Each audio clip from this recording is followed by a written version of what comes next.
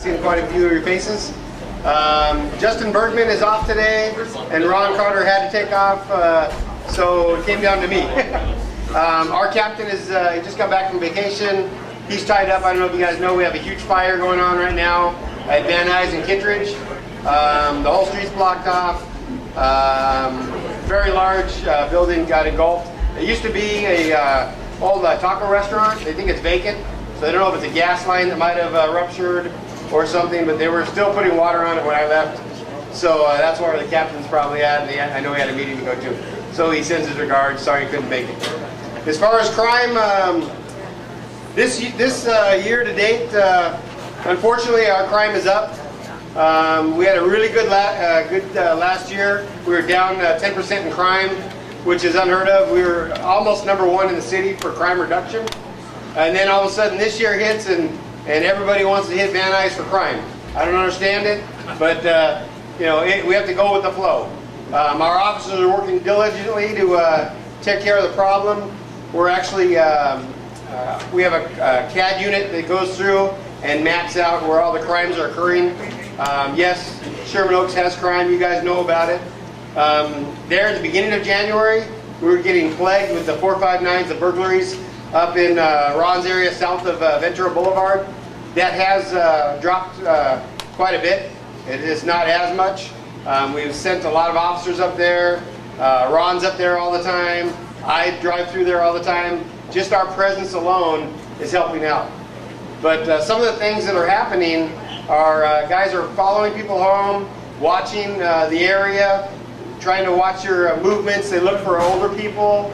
They're looking for if you're going to go to the store, how long you're gone, to see if it's a married couple, see if a man and a woman live there, if there's any kids. That's what they're looking for. And once they find this out and they find your patterns, then what they do is they wait for you to leave. They'll kick a back door. They'll go around, look for an unlocked window first, which happens quite a bit. Unlocked doors, people still do that, believe it or not. And then if they can't find that, if they really want to get in, they'll kick a door, break a window, and they'll get in. Certain things that we can do as homeowners. Large dogs are great, that bark really loud. Alarm systems are great. Notifying us right away as soon as you find out something. If you see an open door in your house, don't go in. Call us up. We'll go in for you. We'll check it out. Make sure there's nobody still inside. Some of the other things they're doing they're called ruses. They'll come up to your house while you're there.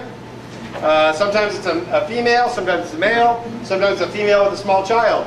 They'll come up and say stuff like, my child's ball went in your backyard, can you take us back there? And of course 99% of us back in the day would say, yes, absolutely, we'll take you back there. You take them through your house, you take them into the backyard, I guarantee you leave that front door unlocked. A third person comes in while you're in the backyard, goes through your stuff, goes through your purse, goes through your medicine cabinets, takes your jewelry, and they're out before you even know it. And then you come back, there was no ball, oh, it must have been in the neighbor's yard. They leave, and you probably don't find out for another hour or so that somebody came in and took stuff from you. This is happening. It's unfortunate, but it's just, you guys got to be aware. There are people concerned about the magazine sales. Guys come around selling magazines. That's been going on for years. Half of those are legitimate. The other half, we're not quite sure. We haven't really hit any of them up yet. As far as we haven't caught somebody actually red-handed breaking into a house that had the magazine sales. But we're always FIing them, getting information on them, who their boss is, who do they work for, so that if we can link them together, we'll go after them. Other than that, what you guys can do, make sure your cars are always locked up. What's our slogan? Lock it, hide it, keep it. You guys all know that? Everybody? Every mall has it. Lock it, hide it, keep it. If you want to keep your items, when you go somewhere, lock it. Okay, lock your cars up, the windows up, everything. If you have something of valuable, before you get to the mall, put it in the trunk. Mails, if you want to shove it underneath the seat, do it before you get to the mall. And then lock your doors and then go inside. But if you really want to keep it, take it with you. Thank you. Thank you very much. Traffic. Do we have any traffic problems in Sherman Oaks area? Everybody's shaking their heads up. Right now in Van Nuys, I have 5 traffic complaints that are actually active. Everybody's going to want the number that I'm going to give you. I am the traffic service officer for Van Nuys. I'm the officer that covers all the traffic complaints from the 405 all the way to Coldwater, Mulholland, all the way to Roscoe. I am it. So the number you want. In other words, you're in charge of about 20 officers for that area? That's it. Just me and me alone. Okay? But on that note, I do have a couple officers, or friends you could say, that do help me out. So the number you want when there's a traffic complaint is 818-644-8023. Off of those 5 complaints that I have active right now, they've been active since December of last year to the 12th of January, and we've already cited 88 people, and we have 2 cars. One of the biggest complaints is Valley Vista, Camino de la Cumbre. Right? Okay. Camino de la Cumbre. There's 2 signs. One of them says no through traffic. Does everybody know that sign? Okay. If you follow Camino de la Cumbre north, right at Stansbury, there's also going to be another sign that says no through traffic 7 to 9, Monday through Friday, correct? Now, a lot of people call because they're saying they're going through my street. They can't go through there. We can't close the street down. It's a public street. At Camino de la Cumbre in Stansbury, it's a yellow sign, which is a cautionary sign. All that sign is telling you is if you continue northbound, when you get to Valley Vista, you have to turn either right or left. So they can still go through that street. Now, if we see them coming southbound on Camino de la Cumbre from Stansbury and reach Valley Vista, and they cross Valley Vista, now we have the violation. The reason why I'm saying this is because I was up there with a partner of mine today. We cited 12 people and took 2 cars. A lot of the residents on Camino de la Cumbre... What do you mean by took 2 cars? Impounded 2 cars for unlicensed drivers. Now, people can still get on Camino de la Cumbre from Valley Vista, but they have to be traveling eastbound and negotiating a right turn, which a lot of the traffic is doing. Some traffic is traveling westbound towards the 405 and going against that sign that says no left turn from 7 to 9, or also going southbound, the same thing.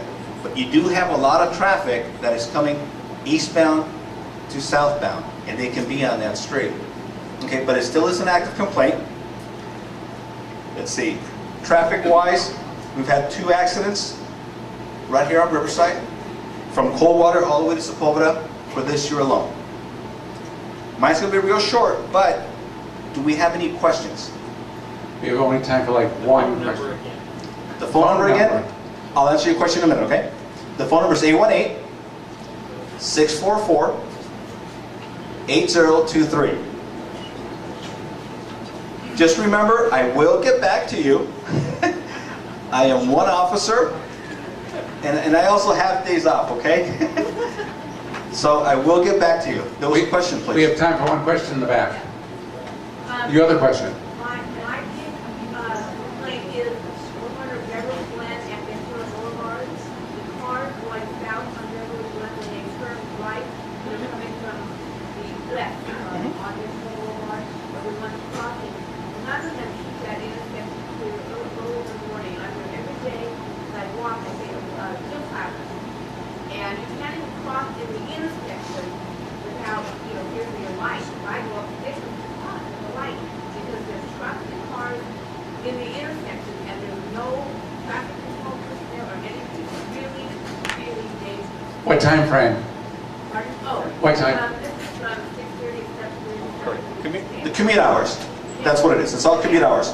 The biggest problem, to be honest with everybody here, there's too many cars. Maybe impound more? Okay? I will be honest with everybody here. There's too many cars. We also have a lot of complaints on Ventura and Sepulveda for gridlock. If you really stand in the corner and pay attention to the traffic, gridlock in general, the way it's written in the vehicle code, you have very little. The way the lights are situated, that is the best they can do. The biggest thing is there's too many cars on the road. Is it illegal what she's saying? I have worked that intersection there, and you do get some, but not that much. You get that occasional one that wants to go across and beat the light and gets caught in the crosswalk. These are people coming west on Ventura, maybe left turn to the left right off of Ventura Road coming through the west. And they're blocking They're blocking the- Correct. The gridlock section will only go into effect on that if the eastbound traffic cannot continue through. Okay, Then you have the gridlock and section. maybe, because I know the two of you have to leave, but maybe on the way out, you can give them more information. I'll be in the back for a while. If you have a question, please come on up and talk to me. Richard, can I ask a question? Yeah. NELAS. Okay, one quick question. About 6 months ago, there was a new traffic diversion light put at Hazeltine and Ventura by the Ralphs. And what it's done is it's completely gridlocked that intersection. You wait sometimes 2 or 3 times the signal to change. It's locked out Ventura Boulevard, and it's actually forced a lot of people onto the side streets and into the area that you're talking about now. We've called the council office quite a few times to see if they could get the timing changed, and nothing's happened. Would a call from your office be helpful? I'll call them. No, I want something more affirmative. I'll be It'll honest. make the I'll be difference. honest with you, sir. I don't know the intersection. I haven't had any complaints there, so I really haven't paid attention. But if you want me to call them, I'll call them. What's the intersection again? Hazeltine and Ventura, right across from the new Ralphs, or the proposed new Ralphs, the old Ralphs. Okay. Thank you. Thank you very much. But I'll finish on that. Okay. Just remember, there's a lot of cars on the road. Okay?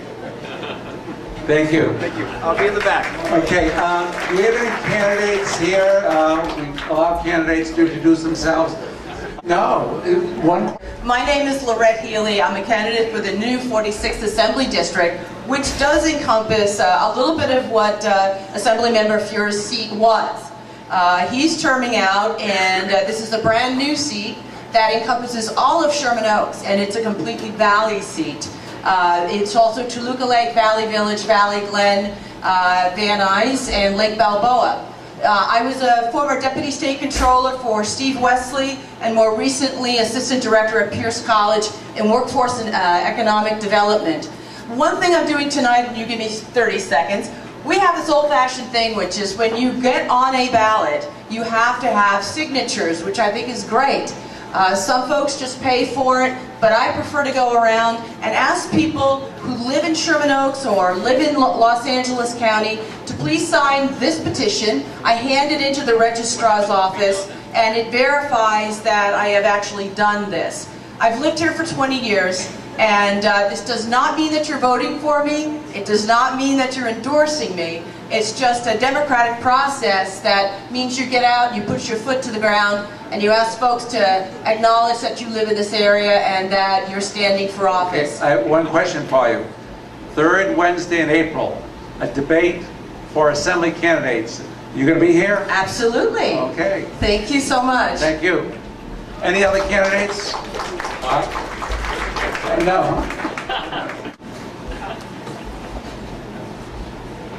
Good evening. As many of you know, the City Council is being redistricted. Because of the new census maps, they've redistricted the Assembly, the Senate, or Congress. Now it's City Council time. It's gone through a lot. You may have read it in the paper. The draft map is out. Sherman Oaks, Soha has taken a pretty simple position. We want Sherman Oaks whole in one council district. Right now we have 2 councilmen. Councilman Koretz and Councilman Krikorian. They're both very good, but Sherman Oaks is a big community, including a new piece between Burbank and Oxnard that's very important. And so we want one council person representing that piece. And thank you for everybody who responded to our email blast and sent letters, emails to the Redistricting Commission. They were very good, some of them very powerful. And just keep the message of keeping Sherman Oaks whole. It's a very, very complex issue. What you read in the paper is just the tip of it. It gets down to where the council people live, what the geography is, the maps, all sorts of things. And I've been studying it for 2 months and I'm still a dummy on it, but it's very complex. Here's the thing. The final map comes out and goes to City Council March 1st. So it's almost done. And we get new council districts July 1st. So it's not far away, and thank you very much. Thank you. Okay, Tamar and any other deputies here to introduce themselves or? Hi, I'm Tamar Gallatin, the neighborhood prosecutor for Sherman Oaks. I just want to talk real quickly because there have been several questions recently about door-to-door solicitors, people that come to your door and knock on your door to try to sell you something. And there's some misinformation out about what they can and can't do and what you can and can't do. So I just want to let you know really briefly because the law in Los Angeles changed. LA divides the door-to-door solicitors into two categories. People doing it for charitable purposes and kind of everyone else. Okay? For everybody coming to your door trying to sell you something, they cannot do it between 8 p.m. and 8 a.m. Okay? No matter if they're selling Girl Scout cookies or the Fuller Brush salespeople, I don't know if they still exist. Nobody between 8 p.m. and 8 a.m. Okay? If the person is a charitable solicitor, they must have with them that information card that has all the information on the charity. And if you ask them for it, they must provide it. Chances are, if they're not providing it, do you think they're legitimate? Okay, for the people who are not the charitable ones, who are just selling you something, encyclopedias or brushes or cleaning supplies or something, there's a different requirement, and that is if they're older than 16 years old, they must have a photo ID and show it to you upon request. And they must have with them what's called a business tax registration certificate, which has information from the city about the kind of business that they are involved with. Once again, if you ask them and they don't provide you either of those informations, that should tell you a lot about whether they're legitimate. Again, don't open your door to these people. You can ask them to hold up their ID, something like that. But I just wanted everyone to know what the current state of the law is with regard to door-to-door solicitors. Good luck. Thank you. I know it's a very hot topic, the new development on Sepulveda, the El Toscana. And tomorrow night, the Neighborhood Council Land Use Committee will be hearing, will be having a hearing on this project. So please make sure, if you're interested, to attend tomorrow night's meeting, which will be held at the Adult Center. As Jules likes to call it, the Adult Center. Also, Councilmember Kekorian is now chairing the Budget and Finance Committee. There have been some changes in the committees, and now he's the chair of Budget and Finance. And I also want to thank the Sherman Oaks Beautification Committee, who has agreed to beautify the Welcome to Van Nuys sign, which is physically in Sherman Oaks. But it says Welcome to Van Nuys. But the committee has graciously agreed to clean it up and beautify it, so thank you. Of course, part of beautification of the sign is to move it. Good evening, Jason Levine from the office of Congressmember Howard Berman. Pearl from our office was passing around some flyers. They should be on all of your tables. We'll be having a community meeting next Thursday, February 23rd. We'd like to see all of you there. Congressman Berman will be answering questions from the floor, anything that you are curious about, whether it's something happening in Washington or in the Middle East or right here in Sherman Oaks. Come on down to Milliken Middle School on Thursday and hear about it. I also brought a press release that we put out. The congressman was very instrumental in the passage of the False Claims Act, and last week they announced that the United States has recovered $1 billion in a settlement against Bank of America surrounding some of the loans that were given to unqualified folks over the past few years. So I encourage you to, if you're interested in that, pick up a press release from that table. And we hope to see you next Thursday. Thank you. And with that, as most people should know, Congressman Berman's district and Congressman Sherman's district essentially have been merged into one district, and they're running against each other in the June election. So we're in the process of setting up a debate for our May meeting. It's not set yet, but that's what we're in the process of doing. We'll keep you posted. And one other thing, talking about meetings. Next month, we have a couple speakers, and I asked your indulgence on one of them. Anyone know Pete Demetrio from KNX Radio, the reporter? I saw his mother. Is she here? And so she asked, be nice to him. He's a nice kid, right? Anyways, he grew up in Sherman Oaks, and he'll be here with Jill Stewart, who everyone likes, who is now the managing editor of LA Weekly. So we're going to see him, but we're going to treat him with kid gloves. That's so sweet. I want my mom to come to some of these things. I want to introduce myself. My name is Sandy Bedrosian. I'm the new West Valley Area Director for the Mayor's Office. I used to work for the City Attorney's Office as a prosecutor, and I did that for about 3 years. And I'm new to this post. It's been about a month and a half, and it's my first time at the Sherman Oaks Homeowners Association meeting. Thank you for having me, and I look forward to meeting many of you. So thank you. And you pledged you're going to come to every meeting? Absolutely, you heard her. Right answer. Thank you. Next, Marshall Long on planning, and if I could ask Matt Epstein, as chairman of the South Valley Planning Commission, to please leave the room. Marshall, what's happening planning-wise? Well, as usual, the IVT project is the 900-pound gorilla. As the speaker just said, there is a meeting of the Sherman Oaks Neighborhood Council Planning and Land Use Committee tomorrow night at the adult. Where is this project? You don't know? Yeah, it's Sepulveda, just north of the Galleria, where the farmers market was held briefly. Anyway, the new proposal is downsized somewhat from the previous one. It has gone from 500 condos to 413 condos. It is still 100 feet high, 8 stories, my understanding is. 55,000 square feet of commercial and 3 levels of parking, 2 underground. I think it's useful if you can find the time to come to the session at the SONC meeting. It will be at 6:30 p.m. at the Adult Center, 506 Van Nuys Boulevard.